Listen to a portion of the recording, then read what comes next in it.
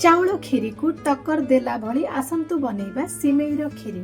हाय जय जगन्नाथ। आशा करछि आपण माने समस्ते बहुत भलरे थिबे। आजिर नुआ रेसिपी सिमेई खीरी रे आपण मानको स्वागत। सिमेई खीरी बनाया पे एठी मु 100 ग्राम पाखापाखि सिमेई नेछि। जदि एई रेसिपीटी आपनको भल लागे चैनल को सब्सक्राइब करिया पे जमा भी भूलिबेनी। लाइक शेयर कमेंट निश्चिंत करिवे। एठी मु 40 ग्राम पाखापाखि चीनी नेछि, गोटे तेज पत्र नेछि, दुईटा इलायची नेछि, एठी मु 5टा ରୁ 6टा काजू, किछि किसमिस, दुईटा चेरी आ ता सहित मु दुईटा आमंड नेछि।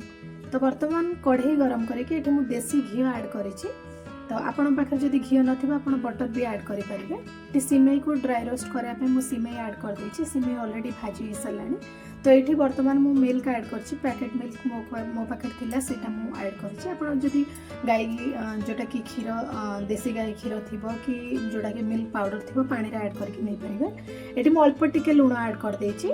आ वर्तमान मु एठी तेजपत्र को चिरिकी पकई देछि। गोटे तेजपत्र को चीनी मु एठी वर्तमान ऐड कर दोछि कारण सिमेई हमर फुटिलानी। तो वर्तमान जोटा कि देखंतु मु ड्राई रोस्ट करया पे मु पैन में घी पकईछि। घी पकेला परे काजू ऐड करछि। काजू को हमें लो मीडियम फ्लेम रे भाजिबा नले एटा जळी जिवो। ता सहित वर्तमान मु एठी किशमिश ऐड कर देछि। दुईटा जंक देखंतु भाजी हेलानी आ किशमिश भाजी हेलानी, काजू भी जो ब्राउन कलर हे गलानी।